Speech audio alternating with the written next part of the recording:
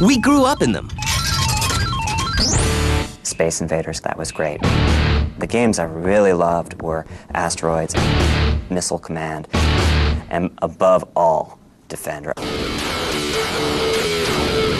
But I loved Robotron. I thought that was a really fantastic game. And they made a fortune, 25 cents at a time. We're talking about in 1981, Americans dropped 20 billion quarters into arcade machines. They were the gaming world. It was really weird because it wasn't like a kid phenomenon. It was like really across the board phenomenon. Well, they popped up everywhere. But all good things come to an end. It was a fad. I think there's no other way to put it until finally, the whole thing just sort of collapsed under its own weight. This is the story of the birth and fall of the arcade industry.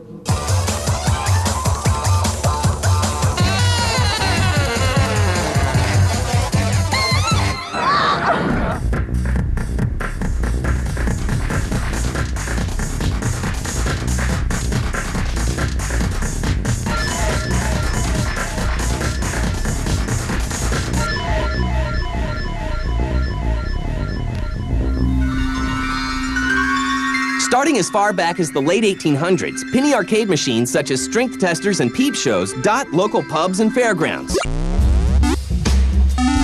In 1927, David Gottlieb creates Baffle Ball, the precursor to the modern pinball machine. His simple game sparks the pinball craze. Soon, the mini arcades that grew out of the Great Depression are packed with pinball machines. For decades, pinball rules the arcades. But in 1971, a man named Nolan Bushnell changes everything. He wasn't much of an engineer, but he had these great ideas for doing businesses. He saw how he could take the technology we were using at Ampex and make a coin-operated amusement device that might be a hit. He then built this thing called Computer Space. Computer Space was not a great marketing success. Computer Space was a monumental flop. They made 1,000 copies of it. They didn't sell all 1,000 copies of it. It wasn't popular. It didn't make it to very many venues, and where it did make it, it wasn't very popular.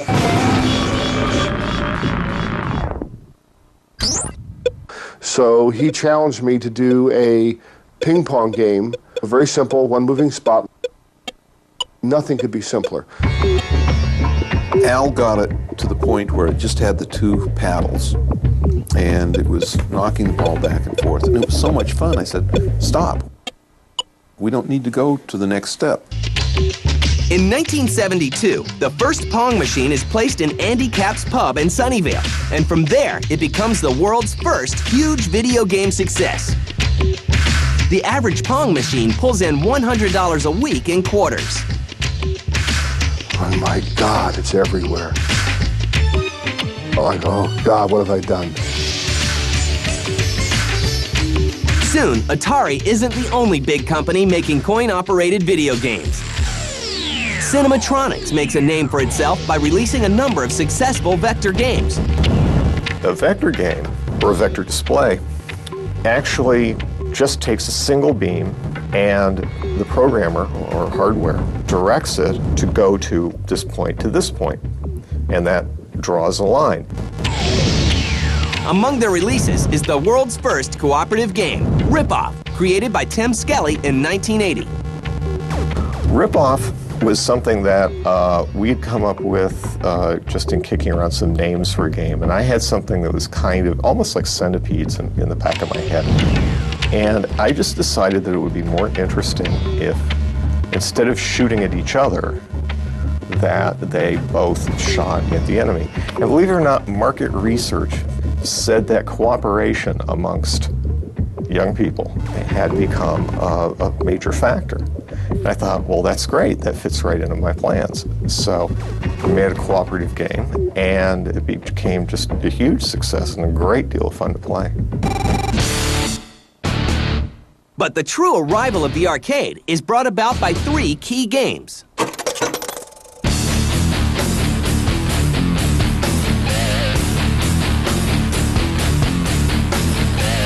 The first of these is Space Invaders, which is released in 1978.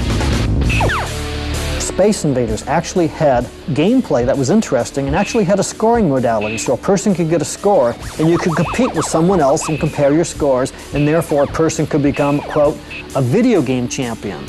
So Space Invaders was like the first game in this 3-game progression. With Asteroids following close behind. Asteroids, it was me for project leader. There was only one programmer. There was a technician, the electrical engineer. I did the art, just line drawings basically, all the fonts and stuff. That was basically an entire team. Lyle Raines called me in his office and said, we had this game called Cosmos, I think it was, where it was a big rock on the screen. The idea was to shoot the other player, but the rock was in the way and people kept shooting the rock, and he said, well, they kept shooting the rock and nothing happens. What if we put rocks on the screen and the player blows them up? And I said, that sounds like an interesting idea. Also, we need something to make the players come out more, so I suggested a saucer that would come out and take a shot of the player if he didn't do anything or if the number of rocks got real low. I just went out and did it, so within a few weeks I had things floating around the screen. And Asteroids suddenly had further enhanced gameplay where people could get very high scores, and also got the competition going for people playing against each other in a bigger way than Space Invaders started for high score laurels. And then Pac-Man is unleashed. But the final thing that really got it going was the third game in this progression, and that's Pac-Man. When Pac-Man came out, it caused everybody to fall in love with video games. Men, women, children, professional people, anybody, any walk of life, any age, became enamored with video games, and Pac-Man single-handedly brought the entire female audience into the arcade. At the same time, because of its uniqueness and because of its incredible across-spectrum appeal, Pac-Man was hit everywhere it went right off the bat. The success of Pac-Man, Asteroids, and Space Invaders opens the floodgates for the arcade revolution. And the gaming world will soon become more successful than anyone ever dreamed.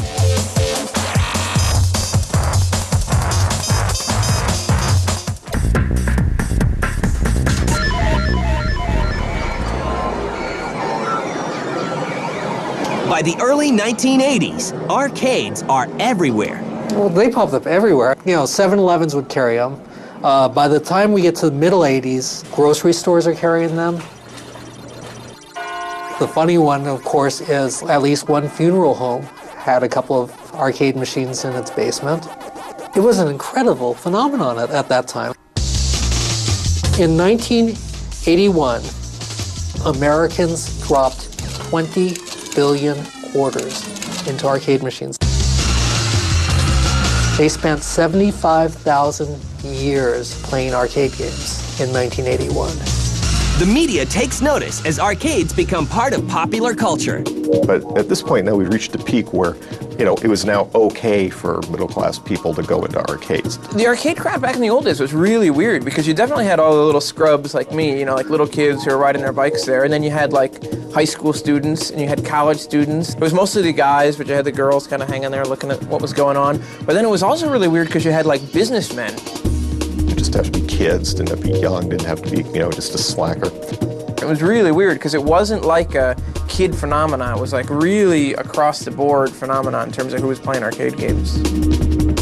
I think the golden age was like in the early to mid 80s, when you had like all the amazing Midway games and the Atari games. Games like Joust, Robotron. The games I really loved were Asteroids, Missile Command,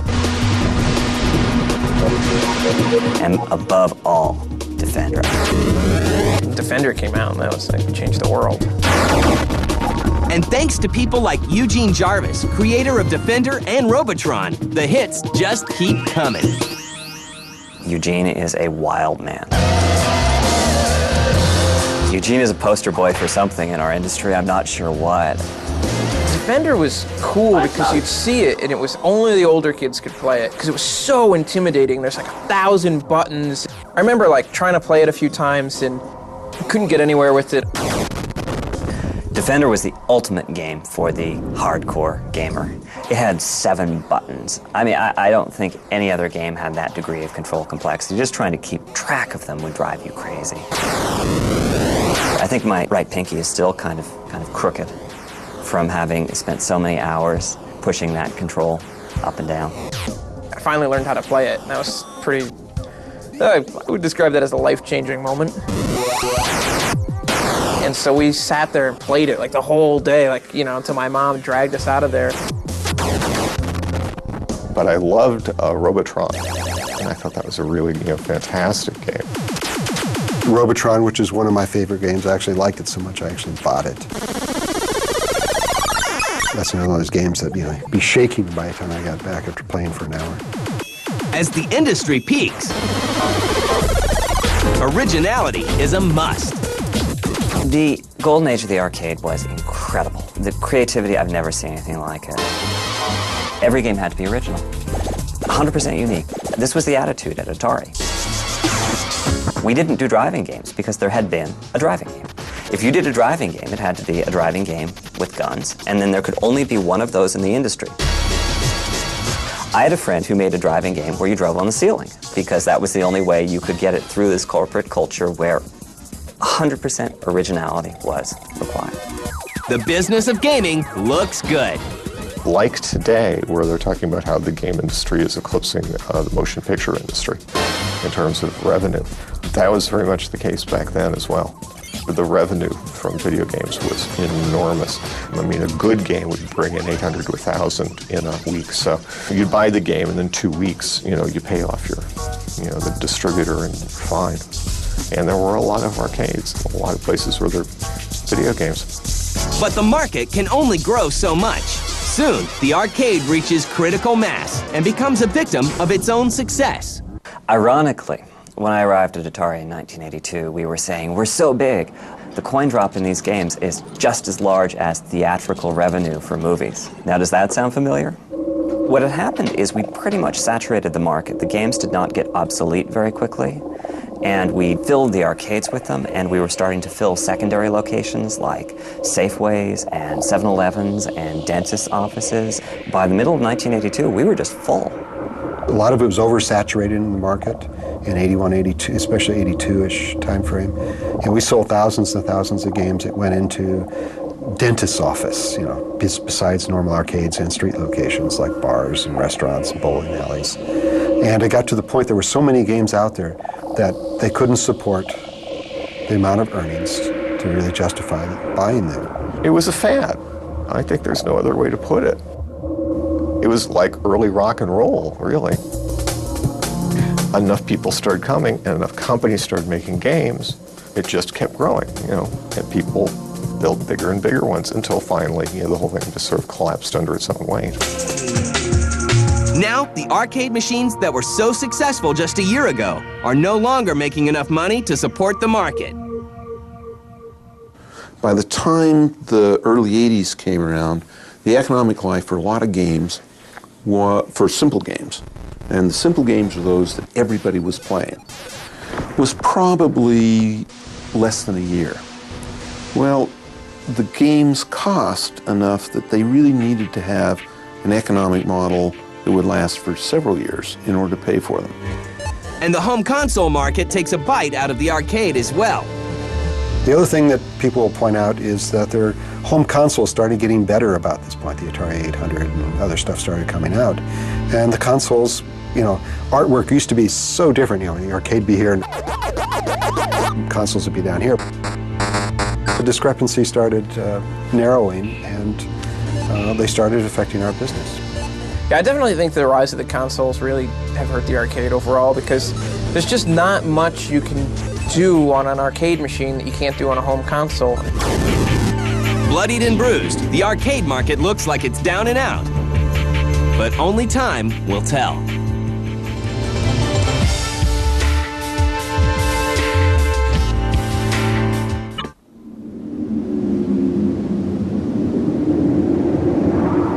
By the mid-'80s, the days of arcade games bringing in $1,000 a week are over, and the coin-op industry is a mere shadow of what it once was.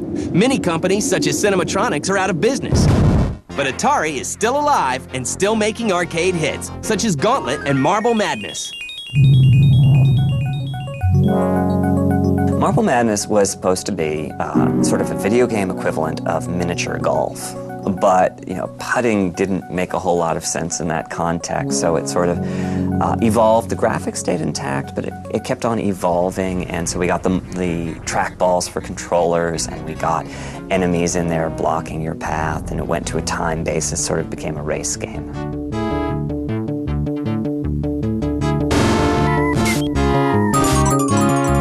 We have Resurgence like Gauntlet came out. It came from several sources. My son was very much into D&D at the time. It was very hot stuff to do, and that's where the original concept came from. You'll come out with 2 good games right in a row, and it's like, oh yes, we're riding high. In 1991, the arcade experiences one of its greatest resurgences with Capcom's release of Street Fighter II. When the fighting games started to come back in the 90s, there was an upturn, and you did start to see machines going into weird places again.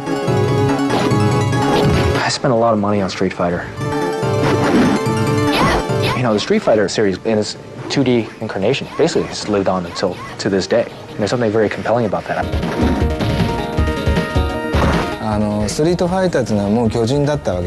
After Street Fighter II came out, there were nearly 600 new fighting games, but none of them could go beyond Street Fighter.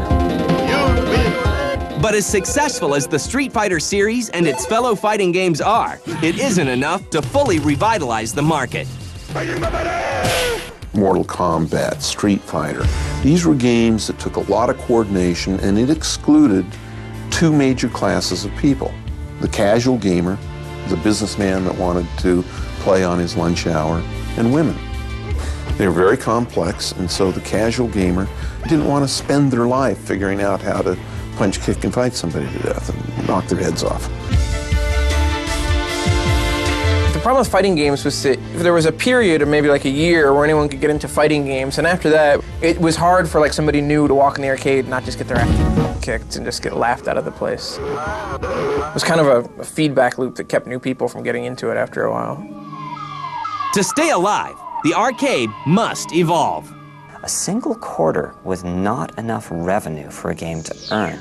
We ultimately figured out that we needed a buck, and we don't have dollar coins in the States. A buck is a big spend, it's not a casual spend, and so we needed a new generation of arcade games to show how this should be done. And Yu Suzuki was the big player there. Hang On, Outrun, R360, he had it down. Yu Suzuki from Sega is considered one of the pioneers for arcade games in the early 90s. Yu Suzuki transformed the video game business. If you look at the period of time from when he started making these simulators through, say, 1995, Sega dominated the arcades. Since I created Hang On, a lot of people were getting more and more into games where you just don't use a joystick. It becomes a physical experience. You need a moving cabinet. That was very important. And the hardware manufacturers were challenging more and more complicated movements. Well, it just makes the experience all the more real, right?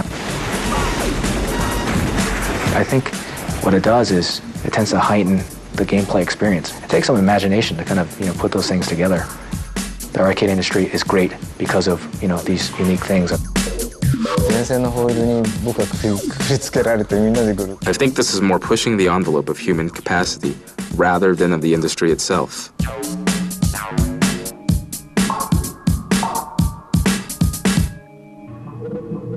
With a normal console, right, you're just kind of limited to your controller, and there's some add-ons. Like for Dance Dance Revolution or games like that, to have that custom piece of equipment, it adds a whole nother gameplay element, a whole nother experience. It takes it to a deeper level.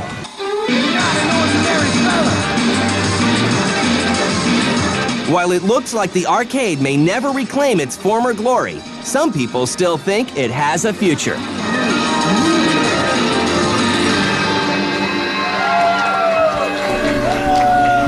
I think what you're going to see in terms of arcade games in the future is just more things that are like the larger machines. Like ride simulators. You know, there's something about a driving game where you actually have a steering wheel and pedals that you can't really duplicate at home, even with a wheel and pedals, and just the larger kind of location-based entertainment machines. Yeah, there is. There are arcades out there, and Sega actually was very forward-thinking in this. Theme parks, or even just, say like on a boardwalk somewhere, or specifically downtown somewhere, there's a video game center. But the idea there is to give you an experience that you can't get at home. I always thought there was a future. I just thought it would be so small. I figured there would be enough arcades where people would want to go, people to hang out, or bars. You can have a drink in one hand and play a game with another. Just entertainment. But no matter what happens, the people who were there in the beginning will never forget the time when a quarter was all you needed to be a gamer. Actually, it was great making the games because, for one thing, we were all a little club. There were about 150 game creators in the entire business at that point. We mostly knew each other, too, whether we were at Atari or Williams or Bally or the like. When you went to an arcade, there was this great rush you'd get because you'd make your game and you'd put it in there with all the other new games, usually by guys that you knew, and you'd see just how much money your game could make in 1 week. It was great. Oh, that was always a really good feeling. More importantly is when you go in there and see the expressions of the people's faces. I remember the first time we tested Millipede, and some gal walked up, and she was a centipede player, and she was very good at it. And she got to the point where, all the insects were flying down the screen, and it just expression face of, oh, it's panic. That was worth it for a game designer, and for testing. That's the kind of expression you want to pull off. What you can't get, of course, and this is what I really miss about arcades, is just the notion of going into this crazy, dark, loud place. It's just lit by screens and filled with all the music of the games and, sticky Coke on the floor and stuff like that. I mean, to me, that's just an amazing experience that you can never really have again.